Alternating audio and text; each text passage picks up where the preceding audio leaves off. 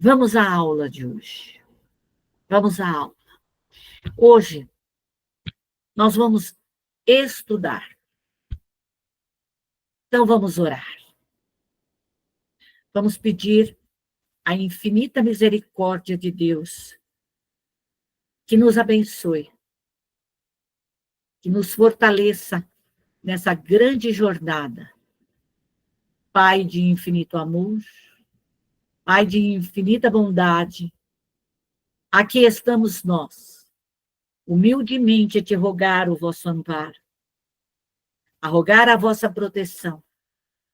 Permita, Senhor, que os espíritos sábios, prudentes, benevolentes, venham nos auxiliar, venham nos amparar, venham nos fortalecer. Derrama, Senhor, sobre o nosso espírito, partícula do vosso amor. Sejamos, Senhor, dignos de ti. Obrigado, Pai. Obrigado, Senhor. Que assim seja. Hoje vamos rever o Código Penal da Vida Futura. É a primeira parte. O Código Penal da Vida Futura está no livro O Céu e o Inferno. É a justiça divina segundo o Espiritismo. Nós vamos estudar o capítulo 7.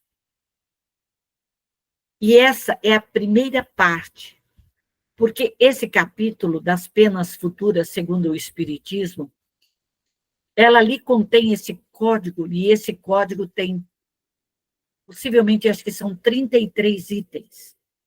E hoje nós vamos ver alguns itens que são importantes para que a gente tenha consciência de tudo isso. Kardec coloca de uma forma bem clara que o Espiritismo não se apoia numa autoridade de natureza particular para formular um código fantasioso. Não é a criação do homem, porque o homem, ele cria, ele imagina, e aí ele faz a criação da forma como ele quer. E a natureza divina, os espíritos benfeitores, estipulou e trouxe esse código futuro, essas leis divinas para o nosso conhecimento. Então, Deus, na sua infinita misericórdia, e as suas leis são imutáveis. Um dos atributos de Deus, ele é imutável. Então, tudo aquilo que ele faz não muda. Então, suas leis, no que toca ao futuro da alma, são deduzidas de observações positivas sobre os fatos e podem ser resumidas. Kardec fez um resumo de uma maneira bem clara para todos nós. Primeiro, a alma ou o espírito sofre na vida espiritual as consequências de todas as imperfeições de quem não se libertou durante a vida corpórea. Então, tudo aquilo que nós fizemos, matamos, ferimos, roubamos, fizemos todos os tipos de artes, sofremos consequências. Sofremos consequências.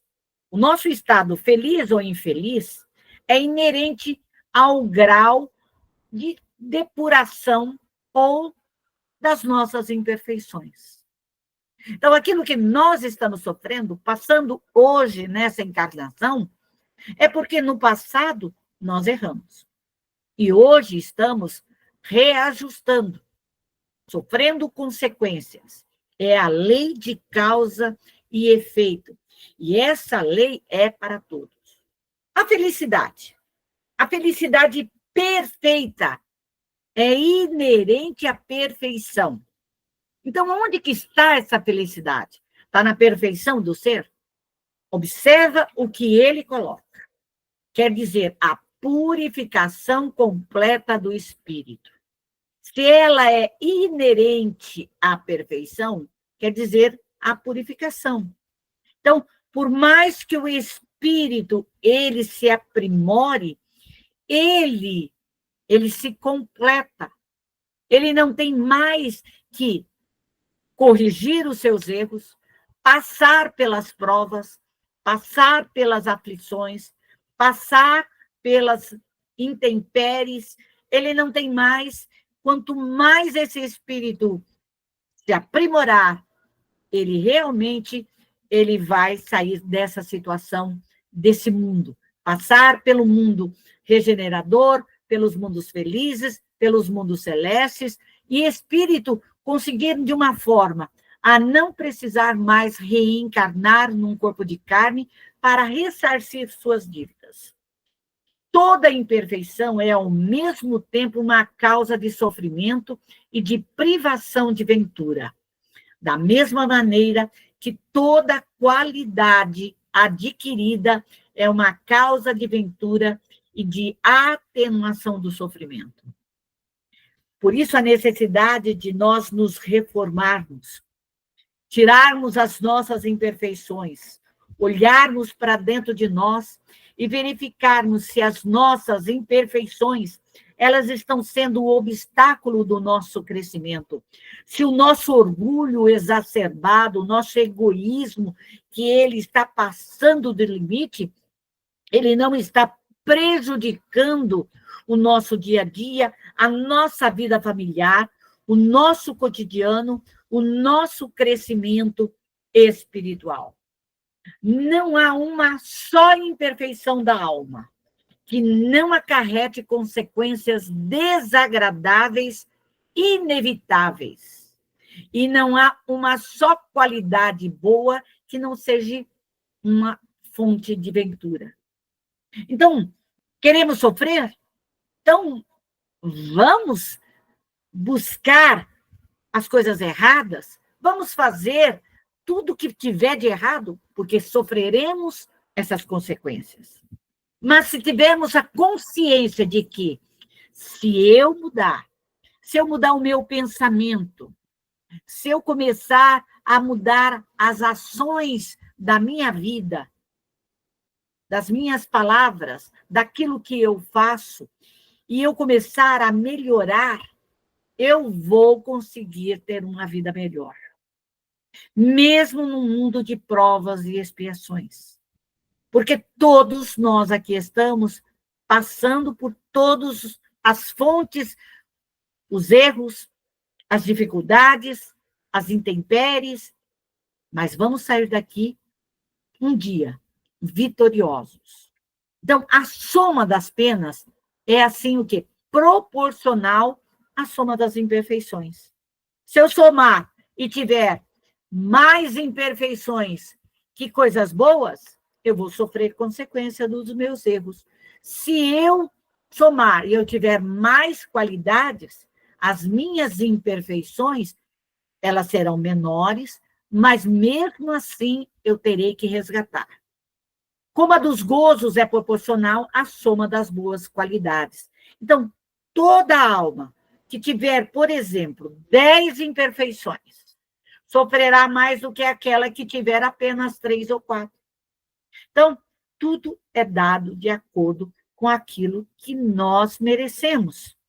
Ninguém está aqui passando férias num resort e nesse resort vai estar tudo bonitinho. Não.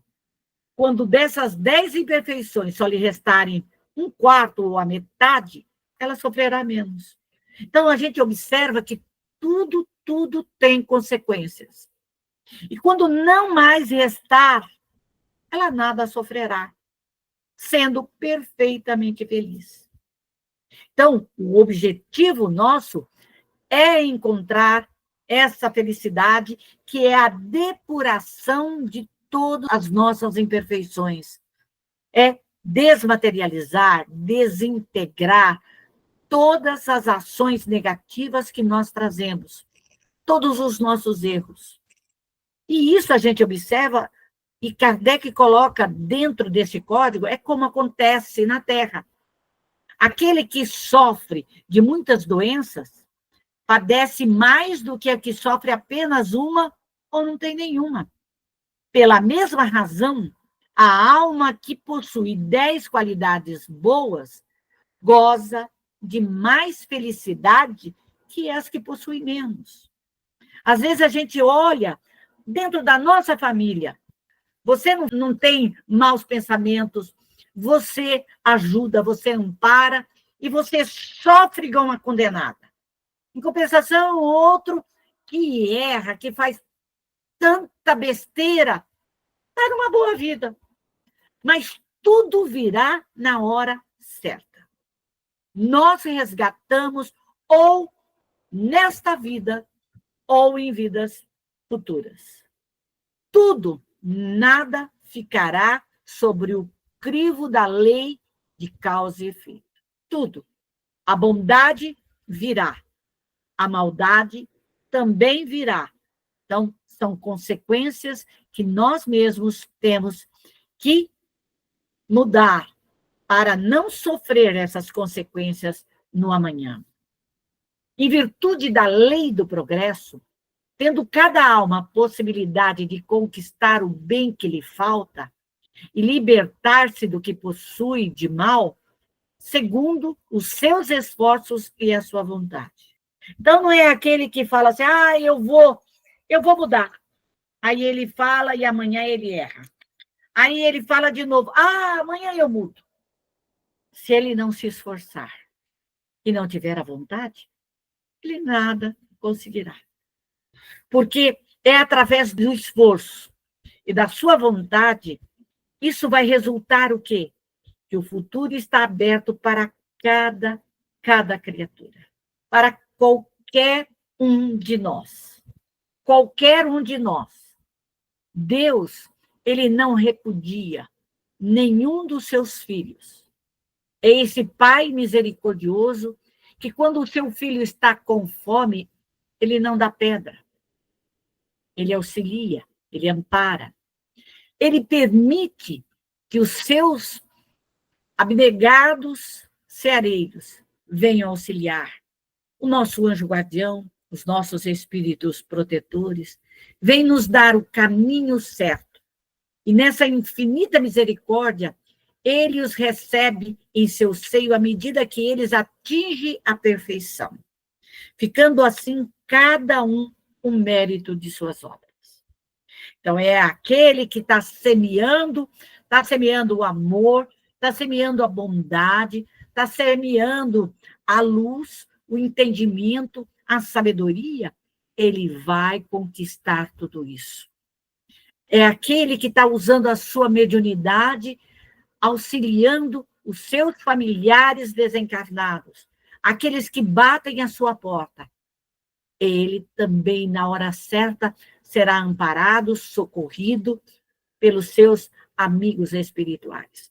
Então, tudo ao mérito. E Deus, ele vai dar a cada um de nós aquilo que nós merecemos. O sofrimento que todos nós passamos, sendo inerente à imperfeição, como a felicidade é inerente à perfeição. A alma leva em si mesma o seu próprio castigo, onde quer que ela se encontre. Pode ser o mais pobre, o mais rico, todos aqui estamos sofrendo. Todos aqui teremos que resgatar as nossas faltas. Por isso que Deus, na sua infinita misericórdia, enviou os profetas, enviou Moisés com os 10 mandamentos, enviou o Cristo trazendo a sua mensagem de amor. É o nosso exemplo maior para todos os cristãos, para a humanidade. Então, a necessidade nossa de crescer, de sair dessa situação. Então, a perfeição é o nosso caminho. Se queremos o melhor para nós, vamos mudar. A alma leva em si mesma o seu próprio castigo, aonde quer que ela se encontre. Então, não adianta fugir. Não há, pois, necessidade de um lugar circunscrito para ela. O inferno, que todos nós tememos, o inferno está assim por toda parte, onde quer que existam almas sofredoras. Almas sofredoras. Podemos fazer da nossa vida um inferno, como também podemos fazer do céu o nosso lar, a nossa vida. Como o céu está por toda parte, onde quer que as almas sejam felizes. Então, seja feliz. Faça do seu lar o seu céu. Transforme o seu lar, que hoje está perturbado, num céu de paz, de harmonia, de equilíbrio, de luz, de entendimento, de união. O bem e o mal que praticamos são resultado de boas e das más qualidades que possuímos. O homem hoje, que traz a ganância, o orgulho, o egoísmo, que acha que ele é o dono do mundo, ele vai se perder. Ele vai se perder. Então, nós temos que estar ciente de tudo isso. Ele vai ter que resgatar. Os espíritos colocam de uma forma clara, precisa. Aqui você faz, aqui você paga. Você vai pagar. Se hoje o nosso mundo está nesse tumulto, nessa corrupção, nessa maldade desenfreada, esses espíritos que estão fazendo tudo isso vão ter que resgatar, vão ter que corrigir. E um dia sairão dessa imperfeição, sairão desse estado de maldade. Não fazer o bem que se pode fazer é uma prova de imperfeição. Então, quando nós deixamos de auxiliar, de amparar, mostra a nossa imperfeição. O nosso medo é imperfeição. E se toda imperfeição é fonte de sofrimento, o espírito deve sofrer não só por todo o mal que tenha feito, mas também por todo o bem que poderia fazer e que não fez durante a sua vida terrena. Então, quando nós deixamos de dar o pão, quando nós deixamos de auxiliar um espírito, quando nós deixamos de amar e passamos a odiar, nós estamos nos envolvendo no mal. E as nossas imperfeições estão ali, visíveis. Só depende de nós, de cada um de nós. Porque todos nós que aqui estamos somos ainda imperfeitos. Por isso que os espíritos nos convidam a essa mudança, a essa transformação. A transformação moral, a transformação espiritual. O espírito sofre segundo o que fez sofrer, de maneira que a sua atenção, estando incessantemente voltada para as consequências desse mal, ele compreende melhor os inconvenientes do seu procedimento e é levado a se corrigir. É a consciência nossa. Quando nós auxiliamos os espíritos num trabalho assistencial, e esses espíritos vêm com seus ódios, com a sua raiva, o seu desamor, que vêm querendo nos destruir, e nós envolvemos esses espíritos em amor, nós mostramos quão grande é a bondade de Deus, o quanto ele pode mudar, e esse espírito é envolvido neste amor, nós observamos que eles mudam, eles começam a ver a luz, eles saem das trevas, eles saem da ignorância, e eles começam a querer mudar, a se corrigir. Por isso a necessidade nossa dessa mudança, desse crescimento, dessa evolução. A justiça de Deus sendo infinita, todo mal e todo bem são rigorosamente levados em conta. Então, para Deus, nada fica sem o seu olhar. Ele sabe, ele nos conhece.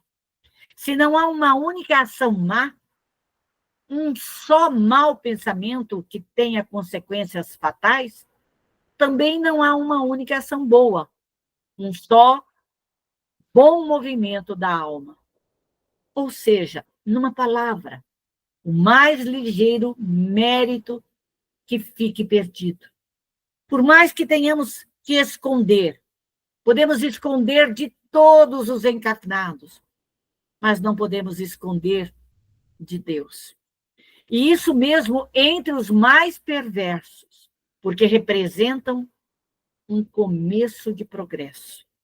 Então, quando nós auxiliamos, quando nós ajudamos os espíritos a mudar o seu padrão vibratório, no seu crescimento, na sua evolução, esses espíritos, no futuro, virão trabalhar conosco. E isso é uma bênção para eles. É o crescimento, é a evolução. Toda falta que se comete, todo mal praticado, é uma dívida contraída e que tem que ser paga. Nada vai ficar sem esse pagamento. Se não for nessa existência, será na próxima ou na seguinte.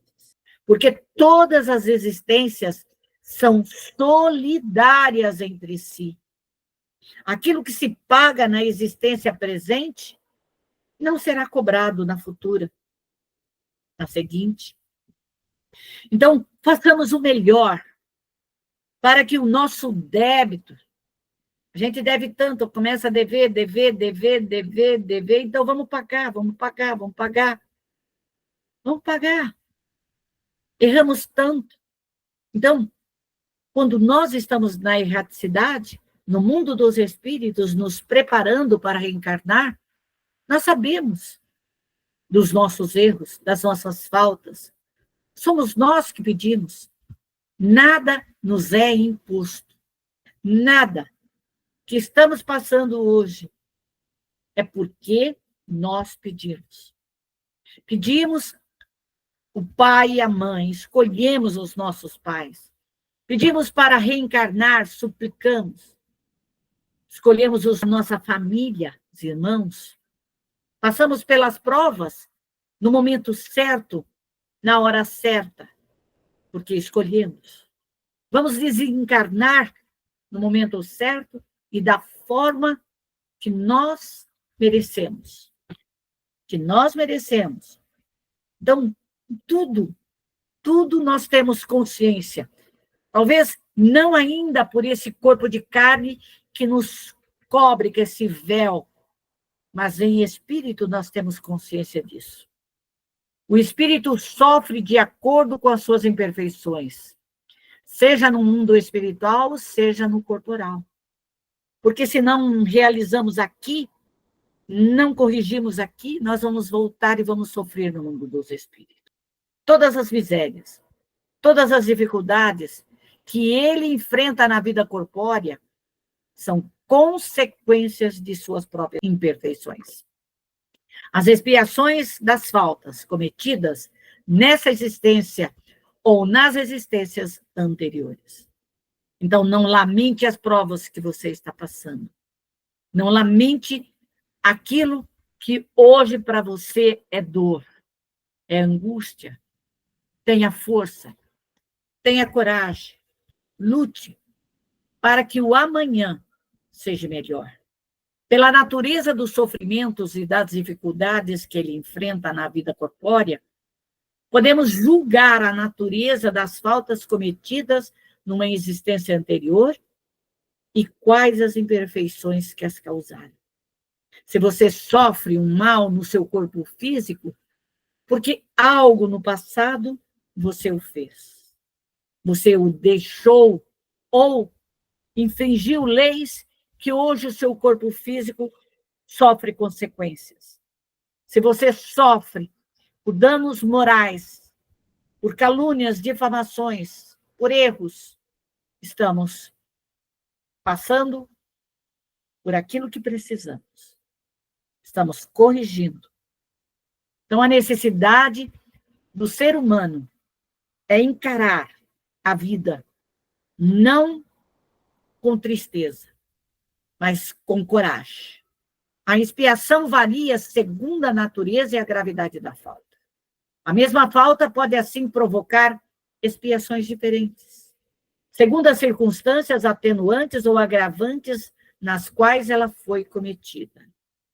Podemos, no passado, estarmos em equipe fazendo erros, matando, ferindo, roubando, fazendo tantas artes.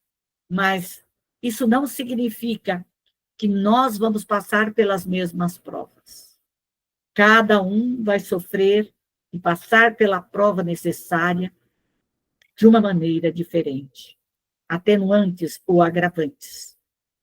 Não há, no tocante à natureza e à duração do castigo, nenhuma regra absoluta e uniforme.